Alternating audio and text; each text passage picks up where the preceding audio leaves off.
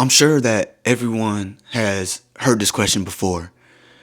Well, hey, welcome in, and whatever you were getting, whatever you needed for a service, or whether it was a product, and they flip over a screen to say it's going to ask you a little question.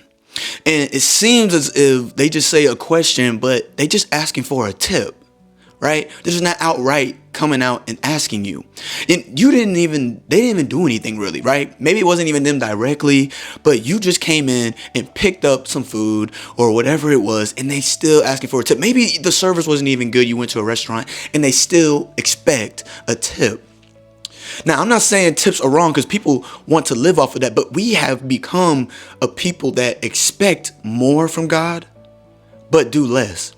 We worry so much, but then expect God to do miracles whenever he's fighting against our doubt and worry.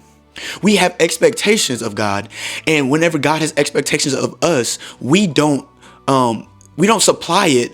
We don't get to the bar. We don't even meet the standard, and we still go to God and expect for him to bless us.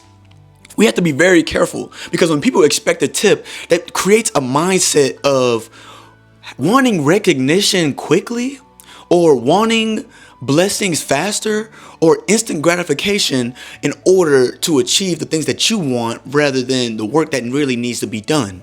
You can do mediocre work and people still expect more. Like you go to a restaurant and maybe they didn't even refill your drink. Maybe they didn't even want to ask how you were or do anything like that. They just came in and did the job. Now, some people might be going through things, but I just want to say this. When it becomes valuable in your life to want to work hard, and even outside the money that you just want to get better, that's where value is. That's where the blessing is. That's where accountability is. You know what I'm saying? That's where integrity grows. We can't go off and do the mediocre work and expect a Super Bowl, expect an NBA championship, expect to become a cum laude, become the person that gets the 4.0 GPA. You can't do mediocre work and expect the best. Some people want the harvest though, before they've planted anything. You especially, we all know, we've all had that time where I should have done better. I could have done better, but I still expected the reward. I didn't do my job. I go to work every day and I don't even do my job. I do it halfway. I don't even care anymore. I give up, this and that, but I still expect to get paid. But if you really look down deep into yourself and you see that if they stop paying you based off of your work ethic, can you really blame them? If God stopped blessing you today based off of how loyal and respect and faithful you were, if he started paying you for that, if you were getting paid for how faithful you were, how many of y'all would actually think that you're going to even get $100, maybe less than that, maybe even not even $1? We have to see it as that. We can't go around thinking that we were just given this life for no reason. We were given this life for a purpose. You had breath breathed into your lungs this morning to wake up today. You had the nerve to wake up to believe that you can just go through life, go through the motions. We have to realize that the tip culture is just a symbolic way of thinking that it's about expectation, value, effort, service, and stewardship. We don't even become good stewards of what God gave us, the little things of what God gave us, and expect a lot. In the book of Luke, chapter 16, verse 10, it goes on to say that whoever can be trusted with very little can also be trusted with much. And whoever is dishonest with very little will be dishonest with much. You might not have much. You might not have a lot. But God is saying it here. If you can do what you can with a little bit, God is going to give you much. God's going to give you a lot. God's going to bless you with more in abundance. He's going to do the things that he can do. He's not saying that he's just automatically going to give it to you. But if he can trust you with a little bit, he can trust you with a lot. If he could trust you with the sheep, like he did with David and being a shepherd, he can trust you with the kingdom. Some of us might not realize what the recollection is of that or how that even correlates with each other. But let me just tell you, there are so many times that I I think not even a good steward, but doing my best, and God blessed me with something else. I thought I was doing good with my car, and then God blessed me with another car. I think I was doing good with where I was living at, but then God blessed me with something that's much bigger and much better. But it's not until you start to take care of and actually think about what you're doing that's going to actually make the difference. But also in the book of Galatians chapter 6 verse 9, it actually goes on to say that let us not become weary in doing good, for at the proper time, we will reap a harvest if we do not give up. You can't give up in thinking that because I'm tired, now I deserve a rest. Now I deserve this. Now I deserve a tip. I've done the work, so now I deserve. Let me tell you something. When you start to get into that type of mindset, you are simply being a fool. You're being foolish because now you're settling for little when God has much more for you.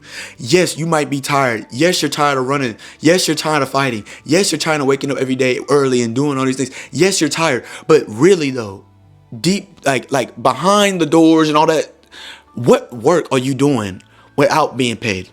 What work are you doing for free? Because God isn't based on the work that you're doing when you clock in and clock out. God's based on the work and probably the blessing that you're doing based off of the work that you're doing behind closed doors, based off of the prayers that you're having behind closed doors, based off of the work and the things that he sees when no one else is seeing it, when no one else is looking at it. That's what God is doing. That's what God is searching for. God wants you to be here, be present. Don't think about anything else. Don't think about tomorrow. Don't think about what I don't have. Don't think about this. Don't think about that. Think about what you have and think about how well you are stewarding to that. Don't start being like, well, I'm just showing up, but I'm just going to ask God for a tip. I'm just going to ask God for a little bit more. I'm just going to do this just because I showed up. Listen. When you stop thinking about instant gratification, you will become more comfortable in your skin. You will become more comfortable in who God is actually making you because you're trying to be somebody that you're not. Imposter syndrome is actually a real thing. We believe that going through the motions is expecting us to get to the championship, but you cannot be in a championship round. And not everybody can be on the top. So even if you're on the bottom, doesn't mean you're going to be on the bottom all the time. Doesn't mean if you're on the top right now, doesn't mean you're always going to be on the top. You have to continue to do the work. Stop thinking that you can do less and expect more from God. You think that God owes you something. God owes you nothing. God owes me nothing. The fact that I'm here right now doing what I'm doing, having what I have, that's enough. If I am gone tomorrow, so be it. But I know that God put me here for a reason. I know that God woke me up. And the fact that he woke me up means that he is not done with me. Excellence opens doors that entitlement never will. We have to shoot for the stars.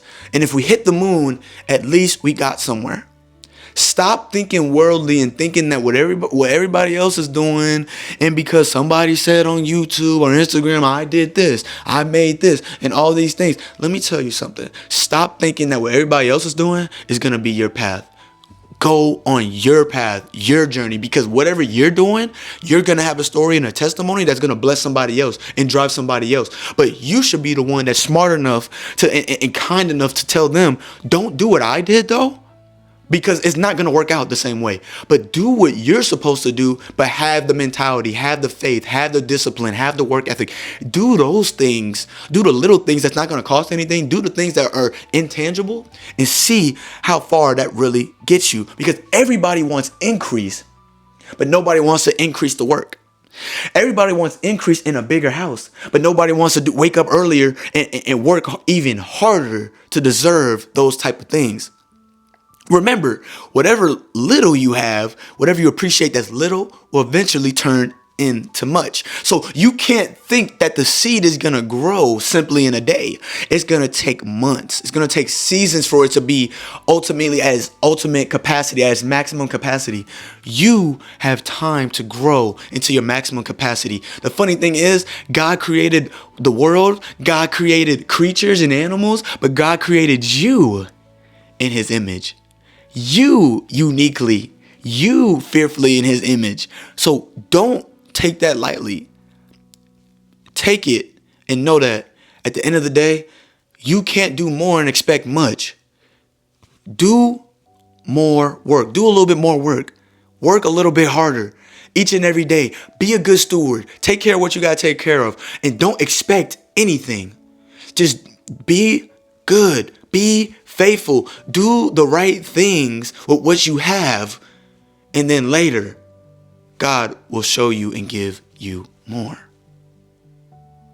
But I appreciate y'all for tapping in with me on this one, bro. If you like the video, make sure you like, comment, and subscribe on the channel. Check out the link tree in the bio. And as always, I'm going to catch y'all on the next one.